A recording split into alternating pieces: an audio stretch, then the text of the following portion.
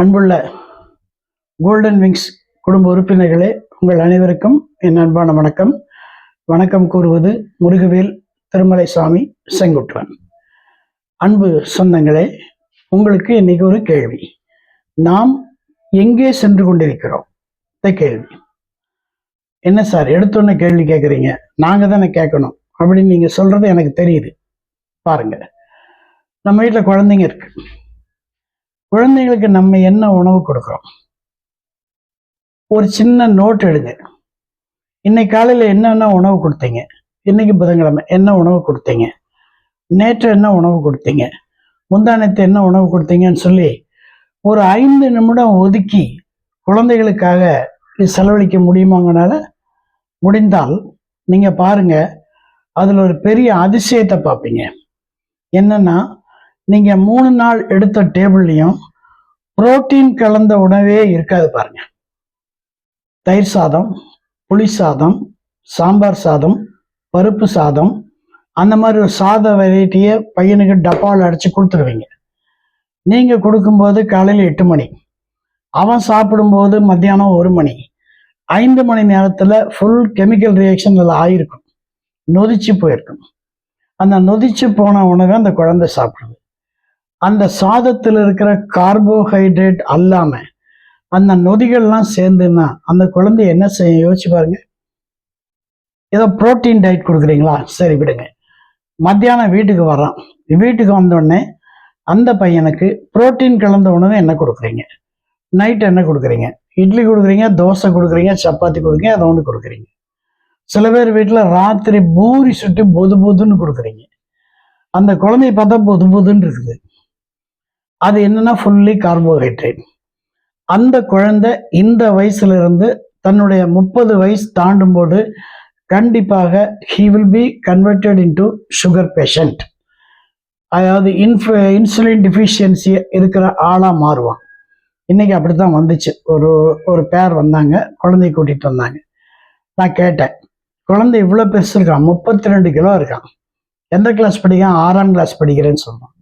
என்ன டயட் கொடுக்குறீங்கன்னா, அந்த டயட்டை சொன்னா தலை சுத்தி போகுதுங்க. அந்த டயனுக்கு பிரெட்டு பட்டர் ஜாம் மத்தியானத்துக்கு, காலையில் பிரெட்டு பட்டர் ஜாம், சாயந்தரத்துக்கு என்னது பரோட்டா, கொத்து பரோட்டா. இப்படி கொடுத்து அந்த பையனை வளர்த்தா அந்த பையனுக்கு எப்படிங்க மூளை வேலை செய்யும்? அப்புறம் அவங்களுடைய கம்ப்ளைண்ட் என்னன்னா, எப்போ பார்த்தாலும் என் பையனுக்கு சளி வந்துடுதுங்க, பிடிச்சிக்குதுங்கன்னு. பிடிக்காம என்ன செய்யும்? உடம்புல இம்யூனிட்டியே கிடையாதுங்க. புரோட்டீன் தான் நமக்கு இம்யூனிட்டியை டெவலப் பண்ணக்கூடிய ஒரு சமாச்சாரம். அந்த புரோட்டீனே இல்லாமல் நீங்கள் அவனை வளர்த்தீங்கன்னா இம்யூனிட்டி இல்லாமல் அதானே இருப்பான். எப்படி இம்யூனிட்டி இருக்கும்? சரி, அவனை கவரக்கூடிய அளவு நீங்கள் செஞ்சு கொடுக்குறீங்களா? ஒன்றும் வேண்டாங்க. பொட்டுக்கடலை ஒரு கைப்பிடி மிக்சியில் அடிங்க. அந்த பொட்டுக்கடலை 2-3 பேரிச்சம்பழத்தை உள்ள போடுங்க, கொஞ்சம் தேங்காய் துருவி உள்ள போட்டு அடிங்க, 3 உருண்டையாக எடுத்து வைங்க. சாயந்தரம் வந்தோன்னு அந்த பையனை கொடுங்க.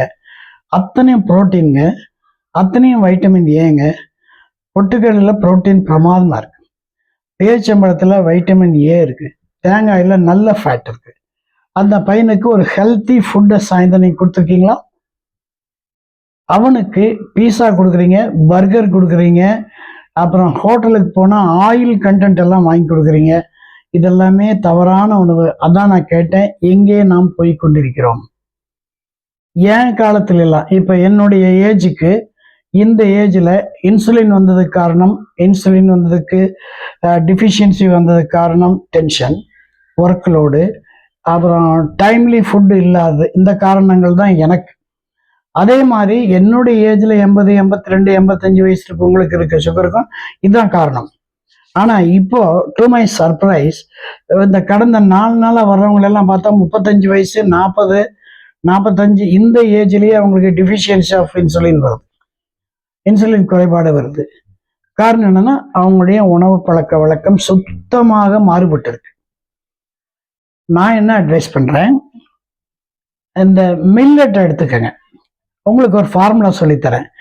A + B² = A² + 2AB + B² அப்படின்னு நீங்கள் படிச்சிருப்பீங்க. A + B² = A² + 2AB + B² படிச்சிருப்பீங்க. A + B × A - B = A² - B² படிச்சிருப்பீங்க. இது மனப்பாட பகுதி. இதே மாதிரி உங்களுக்கு ஒரு ஃபார்முலா சொல்லித்தரேன். என்ன ஃபார்முலா? Millet millet millet. காலையில மில்லட், மத்தியானம் மில்லட், சாயந்தரம் மில்லட். முடியுமா உங்களால? இல்லைன்னா 2 வேளை மில்லட் எடுத்துங்க. காலை மில்லட், மாலை மில்லட், மதியம் மில்லட், சாயந்தரத்துக்கு நீங்க உங்க டிஃபன் சாப்பிட்டுங்க. அப்ப மில்லட்டை எப்படி ருசியா செய்யறதுங்கிறதுக்கு நிறைய விஷயம் இருக்கு. அது நிறைய வீடியோ நான் போடுறேன். இப்போ குதிரைவாலி அரிசினா குதிரைவாலி அரிசியில என்னென்னலாம் பண்ணலாம், டேஸ்டா என்னென்னலாம் பண்ணலாம் அப்படின்னு சொல்லினா அது தனி. குதிரைவாலி அரிசி, வரகரிசி, சாம அரிசி, திணை அரிசி, யானை கவுனி அரிசி, கருப்பு அரிசி, மட்டை அரிசி, கேரளா அரிசி எல்லாத்துலேயும் எப்படி டிஷ்ஷஸ் செய்யலாம் அப்படிங்கிறத நான் உங்களுக்கு வர்ற எபிசோடெல்லாம் கொடுக்குறேன். அதுக்கு சைட் டிஷ் என்ன? இன்னைக்கு குதிரைவாலி அரிசி சாப்பிட்டா அதுக்கு சைட் டிஷ் என்ன? குதிரைவாலி அரிசி எப்படி சாப்பிடணும்? சில பேர் சொல்லுவாங்க குதிரைவாலி அரிசி கூட கொஞ்சம் உளுந்து ஊற வச்சு நைட்டு ஊற வச்சு காலையில் தோசை சாப்பிட்லாங்களா ஐயான்னு கேட்குறாங்க. தாராளமாக சாப்பிடுங்க. ஆனால் எஃபெக்ட் வில் பி 50%. ஒன்ஸ் அந்த whole grain is converted into மாவு அப்படி ஆச்சுன்னா அதனுடைய எஃபெக்ட் வில் பி 50% தான். ரைட்டா? இன்னொன்று, நான் இப்போ சொன்ன அந்த ரைஸ்ல எல்லாம் 2 வகை இருக்கு. ஒன்று பாலிஷ்ட் அண்ட் அன்பாலிஷ்ட். நீங்கள் வாங்குறது அன்பாலிஷ்டு மில்லடாக வாங்கிக்கோங்க. அன்பாலிஷ்டு மில்லட் அதுதான் it will have it's very very good effect.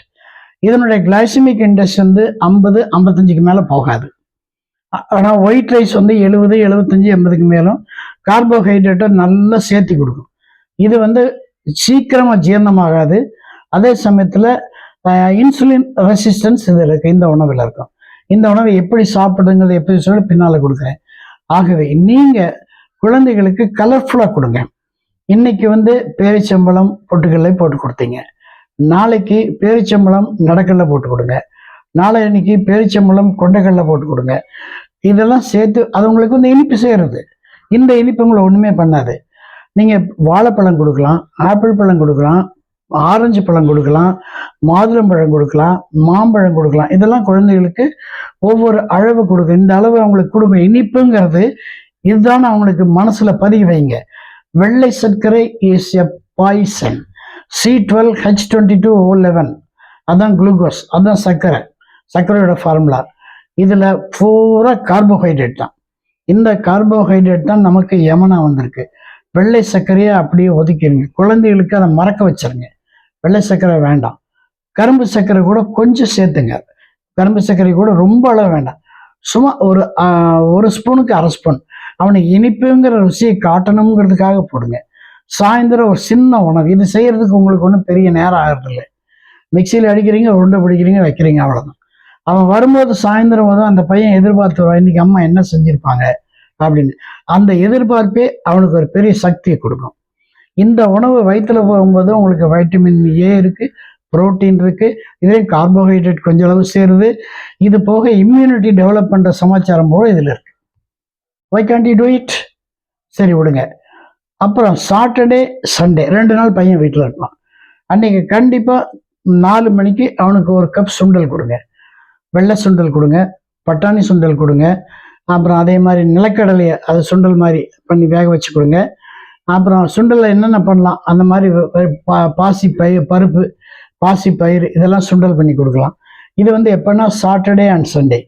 0.8 grams 1 கிலோவுக்கு புரோட்டீன் வேணும்.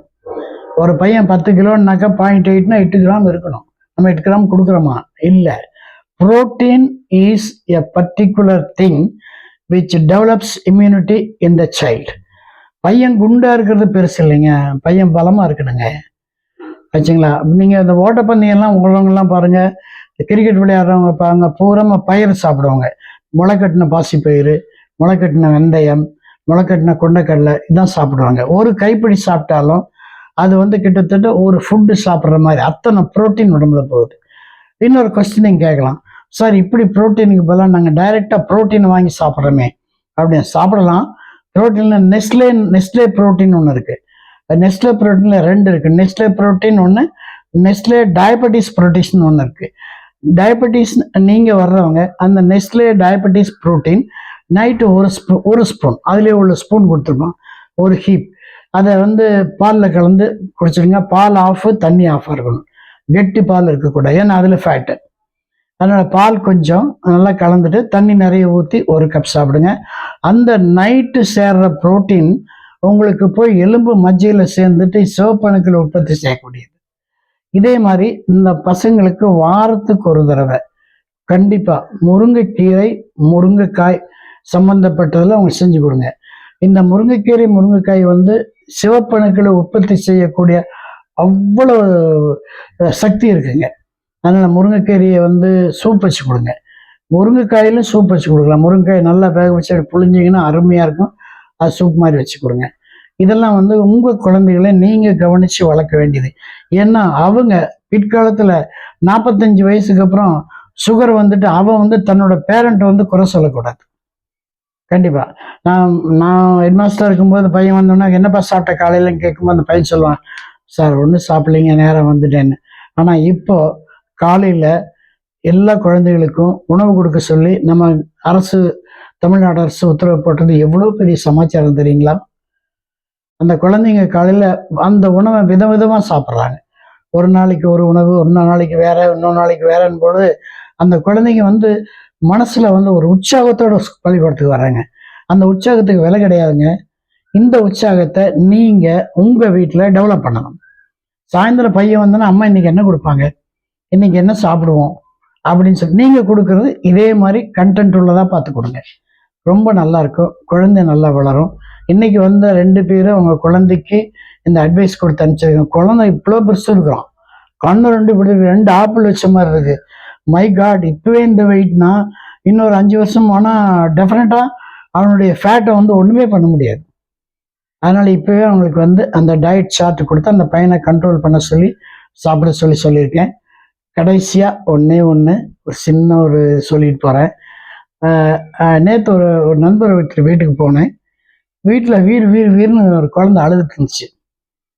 நான் முன்னால் உட்காந்துட்ருக்கேன். குடுகுடுன்னு நான் அம்மா ஓடியாந்தாங்க. நான் என்ன நினச்சேன், அந்த குழந்தைய அள்ளி எடுத்து அரவணைச்சு அப்படி பண்ணுவாங்கன்னு பார்த்தேன். ஒன்றும் பண்ணல. அந்த அம்மா தொட்டில் திறந்து அப்படியே பார்த்துது. அப்புறம் 2 நிமிஷத்தில் குழந்தை அழுக சத்தம் நின்று போச்சு. To my wonder and surprise, நானே ஒரு பெரிய மெஜிஷியன், நானே அசந்து போயிட்டேன். அந்த அம்மா கூப்பிட்டேன், என்ன மாதிரி இவ்வளோ கற்றுச்சு, என்ன பண்ண, ஏதாவது பால் கீழே பிஸ்கட் ஏதாவது கொடுத்தியான்னு. இல்லை சார், ஒரு ஐஃபோன் கொடுத்துருக்கேன். அந்த குழந்தைக்கு என்ன வயசுன்னு நினைக்கிறீங்க? 4 மாதம் 5 மாதங்க. 5 மாத குழந்தைக்கு விளையாடுற சாமான் ஐஃபோன் கொடுத்தா விளங்குமா? விளங்குங்களா? அப்போ தான் நான் கேட்ட கேள்வி, இந்த உலகம் எங்கே போயிட்டுருக்கு? எங்கேயோ போயிட்டுருக்குங்க. அந்த ஐஃபோன் வர்ற கதிர்கள் இருக்கு, அந்த குழந்தைய கண்ணை பாதிக்காதா? இப்போ அந்த குழந்தையோட அழுகை நிறுத்தது கிளுகிழப்பு கொடுங்க, விளையாட்டு ஒரு கலர்ஃபுல்லாக ஏதோ ஒன்று கொடுங்க. அதை விட்டுட்டு அதை கொண்டு ஐஃபோனை கையில் கொடுத்தா அது ஐஃபோனில் இருக்க லைட்டை பார்த்துட்டு அது அமைதியாகுதுன்னா அது எவ்வளோ பெரிய டேஞ்சருங்க. நாமளே தெரிஞ்சு அந்த தப்பு செஞ்சிடறோம். தயவு செஞ்சு இதை கேட்குற பேரண்ட்டுங்கெல்லாம் தயவு செஞ்சு செல்ஃபோனை குழந்தைகிட்ட கொடுக்காதீங்க. அன்புடன் என்னுடைய வாழ்த்துக்கள். நன்றி, வணக்கம்.